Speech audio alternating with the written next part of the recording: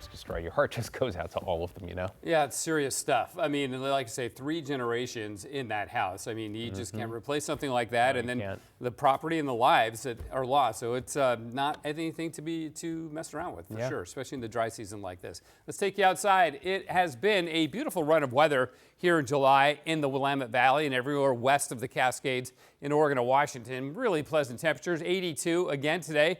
Really nice, but it's heating up in eastern Oregon after a couple of cooler days.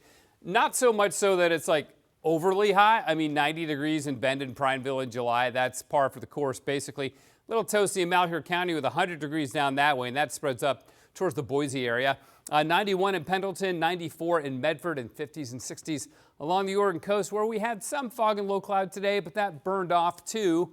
And other than that, not much in the way of cloud cover. Some fair weather cumulus clouds developing with the heating of the day across the mountains of eastern Oregon, but they never developed into thunderstorms, which is a good thing too. So again, we just had a classic summer day. Now off the coast, there's a weather system here. See, the clouds are pretty dispersed. It's not a very organized system, but you can see there's circulation happening right up here. So there's low pressure here, and that's going to send this cold front into BC, and that's going to send a dry remains of a cold front through Oregon. So we'll get some mid and high level cloud with that. A little bit happening of that tonight already, but really what it'll do is pull the marine layer back into the western valleys. So that'll cool us off by several degrees for tomorrow. And tomorrow's the cool day. If you like cool-ish summer weather, tomorrow's your day. I'll show you why in a minute. But first, we got to check in the western Pacific on Typhoon Bobby. No longer a super typhoon or a violent typhoon, but it's a very large typhoon. Typhoon is the exact same storm as a hurricane. They're just called typhoons this part of the world.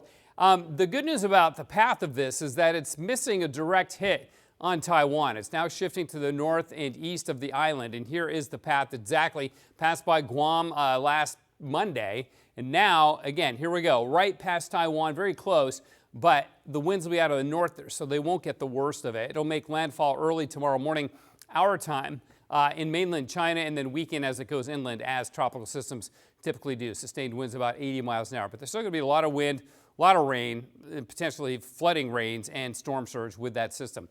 We got morning clouds tomorrow. There they are, right up to the crest of the Cascades. Then they break up and eventually burn off. And Sunday is looking better and better. We may have some clouds left over Sunday morning, but they clear out pretty quickly. And then we're in the clear through the rest of the weekend and really through all of next week. It's going to be tough to find clouds.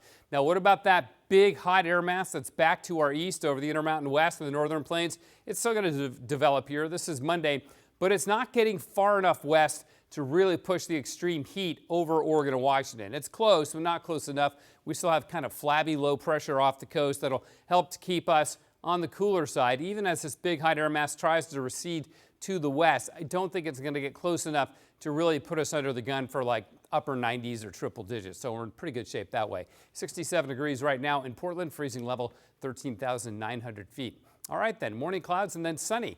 Great looking Saturday with a high of 79. So cools off nicely. Then 81 on Sunday, great July weekend. 87 Monday, Tuesday's the warmest day, 90, but it's the only 90 in the 7-day forecast. Even though we get close again on Thursday and Friday, warmer than average for sure, but pretty tolerable for the most part, guys. And look at all that sunshine. Oh, it's looking sweet out there. 90, 85, 88. I got nothing to complain about, you know? These are the days that, you know, Portlanders live for, considering what we go through all winter, right? Definitely. You know we're going to get some hot weather at some point in the summer. But if we stay in that zone, you know, that's fairly easy to take. Not the upper 90s zone. All right.